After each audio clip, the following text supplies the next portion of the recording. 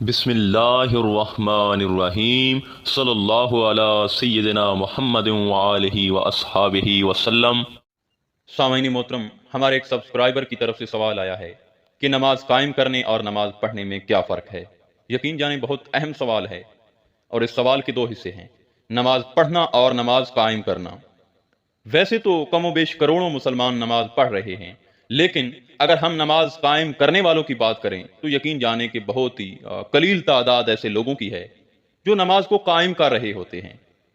سامعین محترم، نماز پڑھنے سے تو مراد یہ ہے کہ آپ کی نماز میں حالت کچھ اور ہو اور نماز سے فارغ ہونے کے بعد کچھ اور ہو، یعنی ایسا شخص جو نماز تو پڑھ رہا ہے مگر نماز سے فارغ ہو کر گناہ کرتا ہے، رشوت لیتا ہے اور دیگر ہر قسم کی برائی کرتا ہے۔ دیکھیں، اس کا تعلق رٹی رٹائی نماز اور رٹے رٹائے سبق سے ہے۔ دیکھیں، اگر مسجد میں خدا روبرو ہوتا ہے تو آپ باہر بھی اسے روبرو رہنے دو۔ یہ نہ ہو کہ نماز پڑھ کے باہر جا کر پھر ویسے ہو جاؤ، ایسے نماز قائم تو نہیں ہوگی، بلکہ جیسے حالت نماز میں رہتے ہو وہ حالت نماز کے بعد بھی ہو۔ اور دوسرا، حالت نماز میں آپ کہتے ہیں کہ یا اللہ ہمارے ماں باپ پر رحم کر، تو حالت نماز سے جب باہر نکلیں تو خود بھی اپنے ماں باپ پر رحم کریں، ان کے سامنے اف تک نہ کہیں۔ نماز میں آپ عباد الصالحین اور اپنے آپ پر سلام بھیجتے ہیں، تو آپ باہر بھی ایسے ہی کام کریں۔ نماز میں آپ کہتے ہیں کہ ہم تجھ ہی کو رب مانتے ہیں۔ دیکھیں، اگر نماز میں آپ یہی کہہ رہے ہیں تو باہر یہ نہ کہو کہ حالات کچھ اس طرح بن گئے ہیں کہ تھوڑی سی رشوت ضروری ہوتی ہے ورنہ کاروبار نہیں چلتا۔ دیکھیں سامعین، اگر نماز میں کہے ہوئے الفاظ کا عام زندگی پر اطلاق نہیں ہوتا تو سمجھ لو کہ آپ نماز قائم نہیں کر رہے بلکہ پڑھ رہے ہیں، ایک رٹا رٹایا سبق۔ کیونکہ جس کے ظاہر اور باطن میں فرق آ جائے اس کی نماز قائم نہیں ہوتی۔ دیکھیں، حالت نماز اور بقیہ حالت زندگی میں فرق نہیں ہونا چاہیے۔